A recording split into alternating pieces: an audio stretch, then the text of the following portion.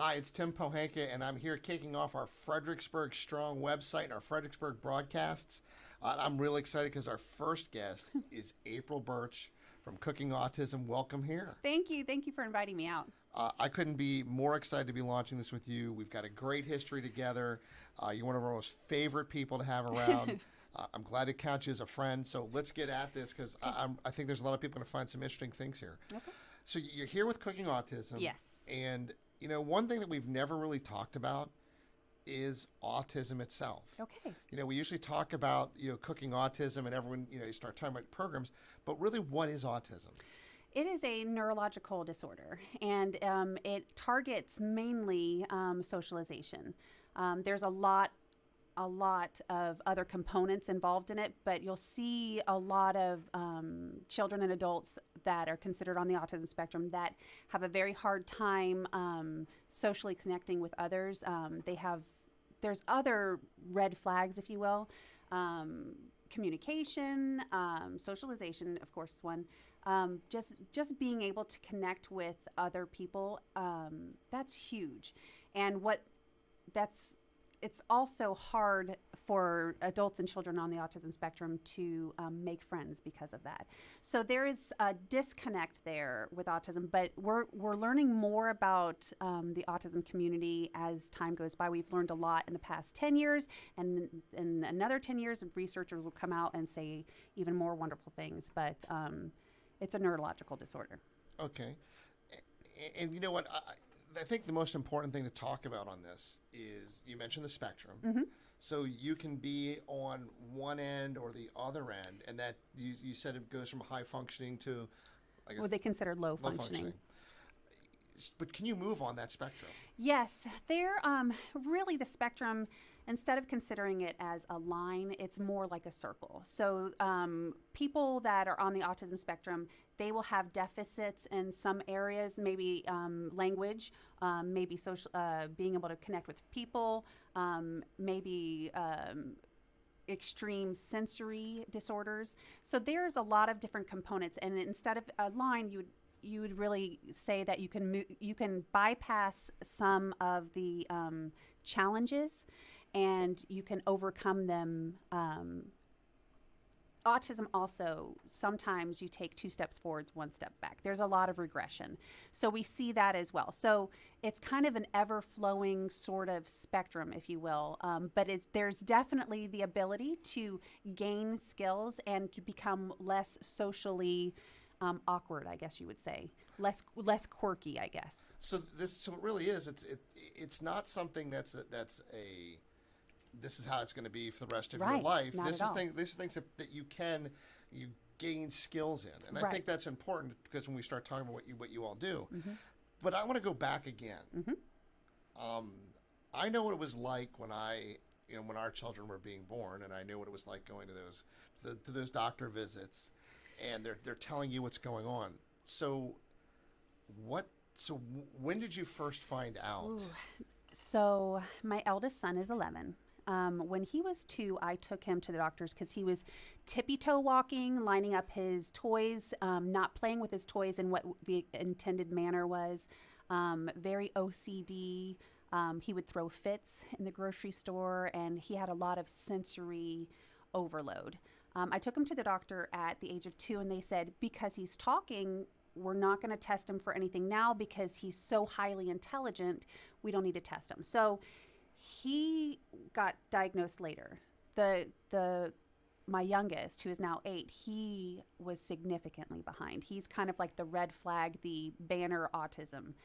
He didn't talk until he was almost 5. He didn't walk until he was almost 2. At 6 months of age, you expect a child to sit up. He was not able to do that. So he was hitting a lot of the markers he was not hitting, I should say.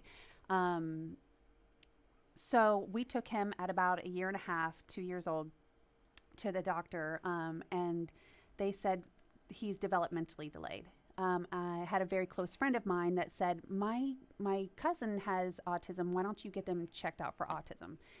So we took him to a developmental pediatrician, and the pediatrician came back at about 3 years old, said, your son's got autism, which when when a doctor tells you that there's something permanently wrong with your child, you go through kind of a grieving period. It took me a couple of days to really get past the tears and the being scared, because you kind of grieve what you expect a perfect life to be for your perfect child. So it was when he got diagnosed at a young age. That was the first of the two diagnoses for both my children, and it was life-changing. It really was. But a couple years later, we came back and took Hunter back to the doctor because he was having some problems in school. My oldest one, he was having problems in school, so he wasn't diagnosed until age 9. So I had one diagnosed at almost age 3 and the other at age 9. Now, at first, it was very, very hard to hear a doctor say that your son, there's something wrong. But I'll tell you now, years later, I couldn't be more blessed by how amazing and wonderful both of my children are. If you have time to spend an hour watching the way that their brains kind of put things together, it's amazing. It's art watching these kids, the way that they function. It's amazing. I think it's really important when you talk about when you first found out about the perfect child or what you think that is. And it is because we do have an impression in our mind. And again, I told you that when my son, when we went to the doctor visits and they mentioned, there's a possibility of Down syndrome or things like that, those scares go through you. But you found a pause about it. But you said, how long did he go before he wasn't speaking until? He was almost 5 years old when he developed language skills. And so when you're going to the doctor and because obviously you're going all the time, right? And you're saying, hey, this is this we're concerned. At the time, they weren't concerned, or they just were. They were seeing that there was developmental delay. Now, my generation, our parents would say they're late bloomers. That was the excuse for children who are probably now adults that are autistic. But you have that stigma of, they'll grow into it. They're just late bloomers. But at around age 1, developmentally, a child should be at least saying a few words, dada, mama, that sort of thing. But the pediatricians, seeing that, okay, he's not really speaking, they tested his hearing, they tested just everything, they went through a normal process of testing. And I think around 2.5, 3 years old, they finally said, okay, this is what we're dealing with. We're dealing with autism. So how do you switch gears? How do you switch those gears and say, okay, we've got two boys who are already, we all know raising boys is always a unique experience. I've got 2, so I know. Yeah. And you go from this, okay, this is what we're expecting, because you're virtually finding out almost at the same time. Right. It was very close together that both were diagnosed. There was a grieving period. I called my family and I said, I got this weird diagnosis. I didn't know anything about autism before that. What am I going to do? And they all said, you're going to be just fine. If my mother, who is amazing, she says, if anybody in the world would have a child with a disability, you'd be the right person. And that right there is what I needed to catapult me into changing the way I was thinking about the whole thing and going into mommy mode and fighting for my kiddo. It just took one person to give me the right pat on the back to get me in the right direction. And that's where I am now, fighting for my kiddos. Well, it sounds like you're not fighting. It sounds like you're letting them learn the skills to get there. Because I've hung out with your kids. Yeah. And I will tell you, they have no shortage of telling you what they need. So That's when you say exactly right. When you say that there's a little bit of a not socializing, they seem to have a fine time now. So that's a testament to it. But so they're diagnosed.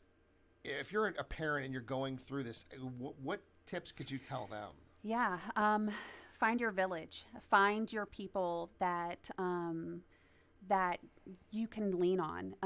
Find the people that you can trust to be able to cry with, or to watch your children for a few hours so that you can get out of the house and just breathe for a minute. But also know that life, it's very challenging at first, getting those diagnoses. But it can become extremely rewarding. But I wouldn't change it for the world. I would change the world for my kids, that's for sure. But I would tell any parent just to hang in there and get through that. That first year after a diagnosis is probably the hardest because you're struggling to figure out what in the world is up and down. But after that, it gets a lot easier. So it's funny you should say that about when you're talking about it. I have a gentleman who I consider a friend who he calls it a superpower. Yes, I agree with that 100%. And so when you talk about you're watching the thought process and how it develops in them, and they gain some skills. Well, where do you think you see that in that superpower? What's with both of my children, they are, with autism in general, some children and adults become hyper-focused on something. Remember the movie Rain Man when he could drop toothpicks and count them easily? That's autism.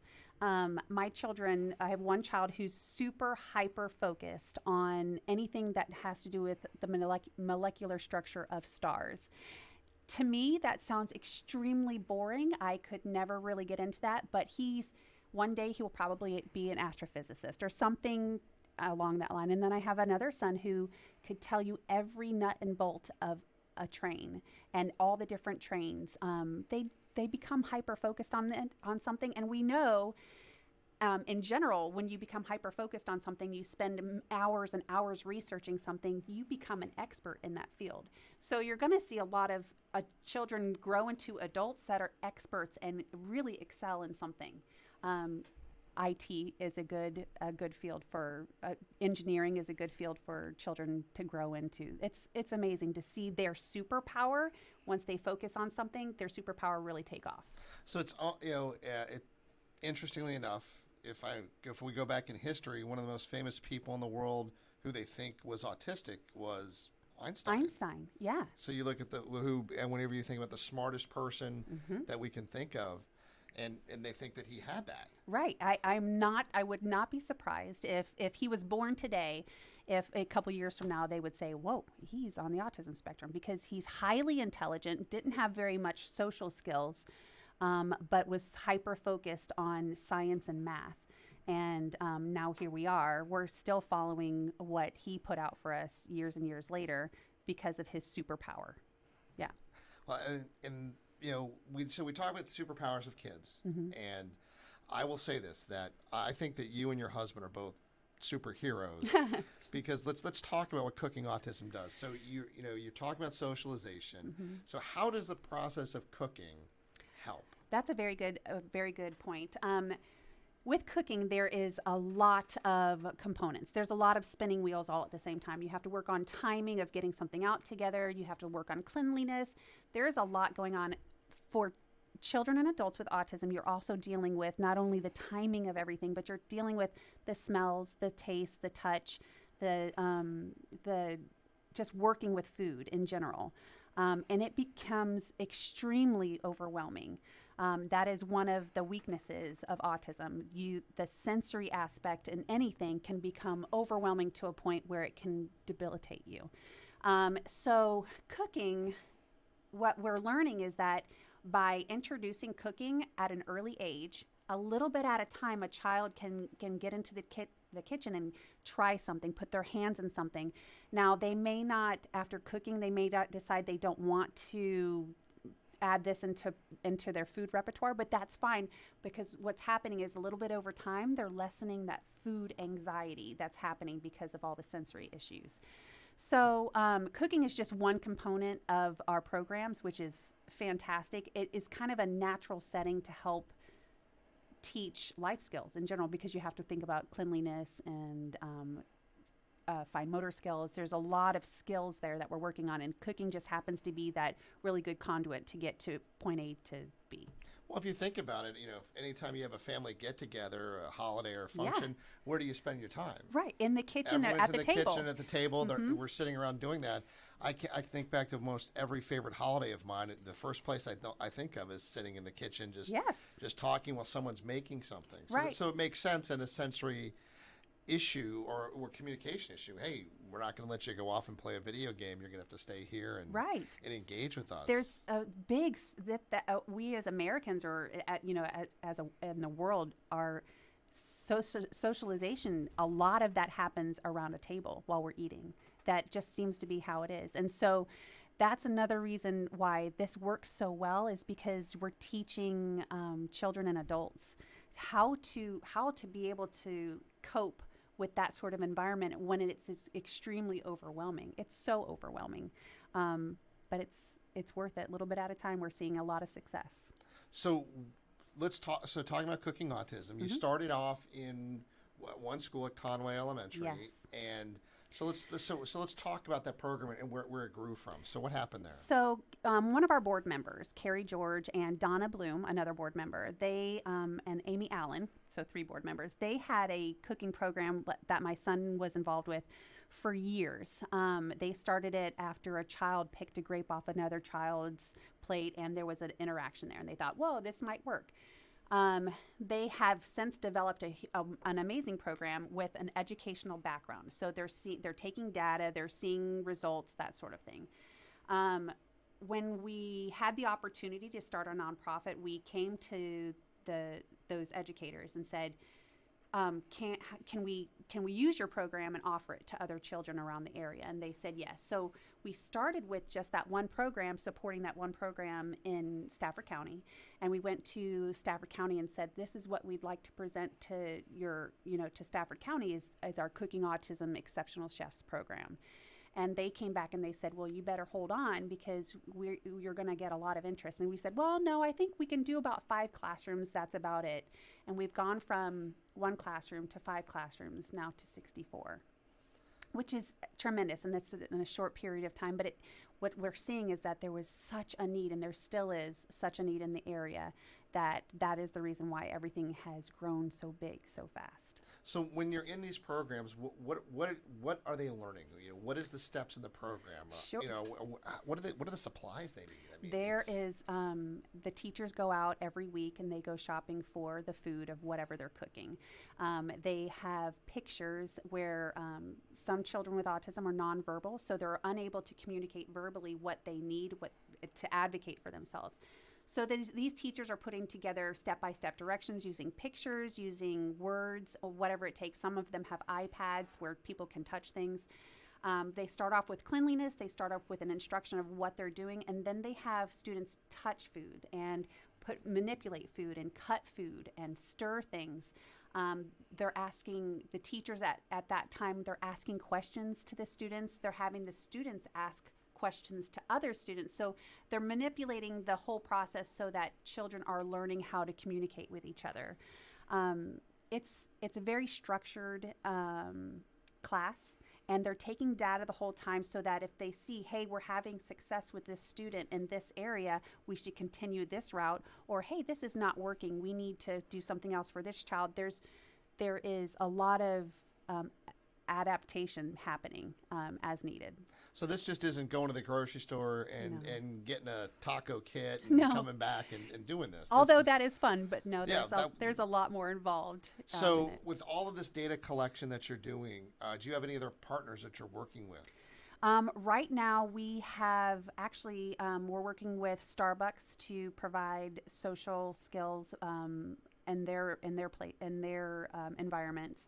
We're working with the YMCA, the Rappahannock YMCA, to provide classes there. We are in Spotsylvania, Fredericksburg, Stafford County, King George, and Southern Maryland as far as our programs in the schools. We're doing whatever we can to really support our community. So I assume this isn't county funded. No, it's not. Are you a line item on the budget for any of these counties? No. So this is all private? This is all private. The only way that we're able to do this is because of donations from our community members. So what does it cost in one classroom? So if a classroom does a weekly program once a week, which is very fair, it costs roughly between $500 to $800 for a whole year for 8 students. There are some classrooms that cook 3 or 4 times a week, and that can cost Cooking Autism up to $2,000 a year. But then there are other programs that are only cooking once a month. So it's based off of what the teacher's needs are and what they expect that they can accomplish over the year. Have you found there is a correlation between the more that you do and the better they progress? We're seeing, just like in autism in general, the autism children with autism, they need a lot of structure. They thrive off of that. When there is too much going on and the schedule changes, they really have a hard time. The anxiety builds. So what we're seeing is that as long as we are keeping to our schedule once a week or once every other week or whatever it is, and that we're meeting that expectation, we are seeing a lot of growth. When things change up, because the world is changing all the time, there's tests happening or there's a holiday or something, we do see that there takes a little bit. Sometimes maybe there might be a regression that we have to build up again. But we are seeing that as long as we're keeping things moving forward, they're moving forward. So can they take this home with them? So do parents have the opportunity to say, okay, this is working here, we're going to bring this home? Is that a transferable skill? So we are working with the parents. We do a lot of, the teachers do a lot of feedback with the parents to say, hey, we just tried tacos and this child was able to sprinkle cheese on their own taco and they ate it. So there is a communication component. What we are developing right now is an adaptive cookbook, which will help parents be able to take this whole thing home and work with their child one-on-one for this cookbook. And that should be hopefully out by the end of 2020. So, I'm going to come back to back to Cooking Autism, but I'm going to go back to this thing what it's like to be a parent. Yeah. When you look at the meal that my kids always wanted was either chicken fingers or a peanut butter and jelly sandwich. And that's when you're going out, I can imagine that the fighting and the change in this is it's hard. Yeah, it really is hard. Danny, my youngest, he was at 5 foods. At age 5, he would only eat 5 food, and they were brand specific. A Yoplait, strawberry Yoplait yogurt, Gorton's fish sticks, that sort of thing. Very brand specific, and that's very common with the autism community. Because it sounds hyper focused. That he likes this brand. Right. He knows it's in a blue. Right. It comes blue in a bag. blue package or right. whatever it is. Yeah.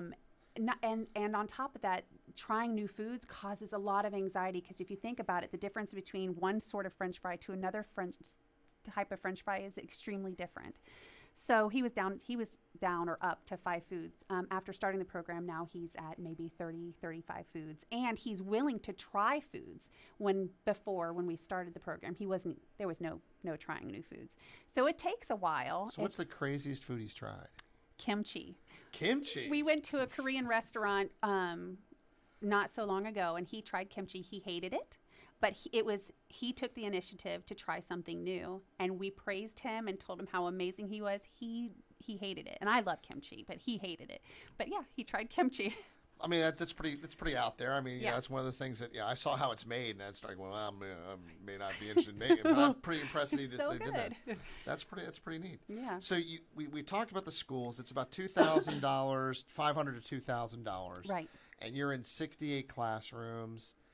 It's a lot of classrooms. Yeah, it's fantastic. And this is how long since? This is in the last 3 years, isn't it? So we are about. Are we about to hit our 2.5 year mark? Okay. Mm-hmm. And to go from 0 to 68, and you have grants. We apply for grants. We have had some success with some grants. Okay. Well, I've been to a lot of your fundraisers. Yes. They're fun. Some of the best fundraisers you're ever going to see, some of the best bingo. I have never seen a bingo hall outside of a professional bingo hall that packed with people. Yeah, it was standing room only. And ready to go. So you've got a lot of support from the community, the local community, which is impressive. And you mentioned your board, which is all local, I assume? Mm-hmm. Yes. What are some of your big fundraisers that you're going to be doing? We have an upcoming race that is probably our biggest fundraiser this year, and we hope to continue to do that every year. The race is followed by a huge autism festival with bounce houses and vendors and life-size games. We have Candyland that is probably 2 or 3 size bigger than this room. So we have a lot of really cool things happening, but our autism walk race is coming up very soon, and that's so far our biggest fundraiser. Now, I assume you've gone to the counties and asked for funding or see what they can do, and it's limited budgets, and I'm sure that's always difficult. What are some of the other things that you guys have been able to do to help change that? Because I know Morgan's done a lot with local politics. with some local politicians down at the State House. The Birch family, we were able to get with one of the delegates in the local area to pass a legislation that lifted the cap of insurance. So at the age of, I believe it was initially beforehand, at the age of 10, once you hit that age 10, insurances could stop your coverage, for your support coverage for autism, which is unbelievably ridiculous because autism doesn't end at age 10. So my husband and I were very able and very active to be able to help stand with the delegate to lift that and get that passed. And we are super excited about that. We try to stay involved as much as we can because autism, everybody's learning more about autism, but what's happening is that we don't have enough support in the area and in the state and actually in the country that we don't have enough support. The Individuals with Disability Education Act, initially when it was put together, was supposed to be able to cover what Cooking Autism is covering. It hasn't been able to do that. They haven't fully funded the IDEA. So here we are making up for something that hasn't been fully funded. Now, eventually, hopefully, maybe that that will be fully funded and Cooking Autism will not be needed anymore. But until that happens, we're going to be around helping as much as we can. But it sounds like unlike other disabilities or things like that, this is one of those things where it's just a little bit of hands-on help. Yeah, and that's all it takes. I mean, if in the big picture, only $500 to $800 a year for 8 students, that's not a lot of money in the big picture. It's what it's taking is a lot of volunteers, a lot of hands, a lot of people who really love the community to be able to help see these things come through. Now, maybe I'm wrong, but a lot of people, the level of autism diagnosis or is on the rise. They think, see, that is something in the autism community that we're still not sure about. They changed what the expectation is for to be diagnosed with autism. So they don't know if maybe that's the reason why it's 1 out of every 59 children are being diagnosed, or if there's something else, if there's an environmental component that we didn't know about before, maybe that could be why. We're not sure why we are seeing more autism today than we've seen 20 years ago. I believe back in the 1980s, it was like 1 out of every 1,000 that was diagnosed, and now we're at 1 out of every 59. So we don't really know why. I know that as a child, I remember growing up with quirky people in my classrooms, but I don't know. Who's to know if they should have been diagnosed at that point with autism or whatever it would be. I don't know. Or I can understand that. I mean, we all, to your point, we all grew up around or quirky this or quirky that. But I think that the thing that's impressive is that when you look at both of your children, you've got one that's on the much higher end of the spectrum, right, that you wouldn't know. Right. I mean, you really wouldn't know. Right. and then you've got one that obviously had some other challenges growing up. Definitely does. And so I can see how that would happen. And look, we're in a that we want to have a perfect child mentality. Right. And how many people just don't realize that's, that they just need that little boost right. of what's going on. So I want to bring us back again. I do. We're going forward and That's backwards, but with everything that you guys have going on, what does the typical day in the Birch family household look like? It is. It's not always butterflies and rainbows. It really isn't. We try to keep things extremely positive. We have a lot of structure in our household, loving structure. This is the time we wake up. This is what we do in the morning. At the end of the day, we're setting out our clothes for the next day, things that we can do that we can set ourselves up for success. Now, this isn't because Morgan was in the military. No. Okay, I'm just checking. No way. This is so that we can survive. Okay. Every parent goes into survival mode, and that's where we're at sometimes. But we still try to read to our kids every night. We still try to make sure, no matter what, we always have dinner together. Sitting at the same table, phones down, electronics off, that sort of thing. we still try to connect. Every day on our way home from school, we talk about our days, that sort of thing. So we have what you would think is, the typical family, just like everybody else, and we try our hardest. Now we throw in ABA therapy, and we used to have occupational therapy and therapies to help the autism, to kind of lessen the impact of autism. And then on top of that, we're throwing in helping the community in whatever way we can. So, but I was going to say, we've yet to talk about how many hours that takes. Yeah. When you say it's a typical family, you're not the typical family. Okay. You're well outside that. You're doing some amazing things. So, and you're fitting that into that home life balance. Yes. My secret is I wake up early and I put my kids to down at 7:30 at night, because I need that time from 7:30 until midnight to follow up on things. People will be getting emails from me at 11:52 p.m. Because I need that time to be able to focus. It takes roughly between 40 to 60 hours just on my part to keep the wonderful, amazing things happening at Cooking Autism. It may not always be like that, but because we're still a newer nonprofit, we really give our all. And we have a team of really amazing volunteers and board members that are doing the same. So it's obtainable right now because we are so passionate about what we do, but it's going to not be as hard as we're learning things. Like, this is our first race, so I'm still learning about how to do everything properly and making sure I'm taking the right routes. Next time, it'll be that much easier. So mother, wife, race coordinator, chef, chauffeur, there's a lot of hats going on here. There are, yeah. And it takes a lot. You mentioned passion, and clearly you bring that. Thank you. And, Morgan brings that as well. He couldn't be here with us today, and if you met Morgan, he's a funny guy. He brings the passion with himself every day. Something interesting that people don't know is that you're also you guys are almost like a minor reality television family, right? Yeah. He very much loves to put funny things on social media. He finds it very funny to find me singing in the kitchen at the top of my lungs, and he'll record it and put it on social media so the whole world can see how crazy out of tune I am. So we kind of check each other on that. So we have a really good time. Oh, you do.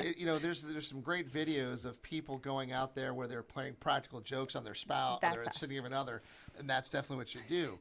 Now, did that carry over? You guys have been on TV for your RV. We did. We were on a reality TV show called Going RV back in season 5. That was a lot of fun. We got invited to be on it because we purchased an RV from a local dealership, and they wanted to hear about us as a family with autism. So it was a lot of fun. It was a lot of work, but it was a lot of fun. But Morgan, he's kind of the ringleader of the funniness. He's been doing this stuff since the day we met. He's always a funny guy. But yes, we did get invited to be on this show, which was a lot of fun. Now, I'm going to go a little way back now. Didn't you tell me that you guys met on was it a blind date? And you didn't exactly like him the first time. I didn't. I thought he talked way too much because I'm very much an introvert in some aspects. And he's an extreme extrovert. He just loves talking and being the center of attention. And he'll kill me for saying that, but he definitely loves being the center of attention. So we met on a blind date. My mother was very good friends with somebody he worked with, and he kept telling this woman, hey, when am I going to meet my future wife? And so she called me, and she said, I have this guy I want you to meet. And I said, I don't know. She said, just meet with us. We went to a wine bar. And I sat there and listened to him talk for 2 hours straight with maybe getting a couple sentences in. And I left there and I called my mom and I said, what did you do? I'm never going to see this guy again. He just talks too much. And then a couple of days later, he called me and I said, well, maybe I'll give him a second chance. And now we're inseparable. He's still that funny guy. And he still talks a lot, but I'm used to it now. Which is, it's great to find out that, if we get a second chance, good things can happen. Yeah. Yeah. So, Yeah. so what's the future hold for Cooking Autism? So we are in the process of hiring full time somebody, and it could very possibly be me. Where we are going through applications right now to find out. We need the person, somebody to do the behind the scenes stuff all the time, the running the events, the coordinating, the really the financial part, finding the grants, finding people who are generous enough to donate. And because the reason why we need that is because we are at a point now where 64 is what we had for this year. We are expecting possibly applicants, probably around 100 applicants for next year. And we have never turned anybody down, and our heart is to continue to do that. So that means that we need somebody working full-time behind the scenes to be able to grab and support what we need in order to provide enough support for our community, our local community. So that's what we have. And on top of that, super exciting, we are working towards doing a program that takes our special needs young adults that are graduating out of high school and helping them get into the workforce or into college. And that means that we're going to be running classes on how to teach them how to do an interview, how to write resumes, how to do community service, that sort of thing. So where they can become more familiar and comfortable with their own selves so that they can be a part of the community and even more than they already are. So we are gearing up towards that as well. So we have a lot of really amazing plates spinning at the moment, but we're really excited about it. So if somebody wanted to help you, yes, what would you? Where should they go? So thank you, first of all, but they can contact info@cookingautism.org or go to our website, cookingautism.org. Okay. Well, I do want to have some fun with you. Okay. So what we're going to do is we're going to ask you some quick questions. Okay. We like to do. Think we'll do this with a lot of people. So your favorite color? Pink. Favorite movie? The color purple. Food that you love? Sushi. Your favorite date night spot? Probably the movie theaters. Vacation spot? St. Augustine, Florida. Who in history do you really want to meet? That is a really hard one.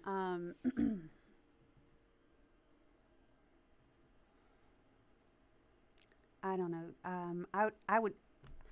She's living, but it would have to be Barbara Streisand. Your favorite sport? Baseball. Person you most admire? My mother.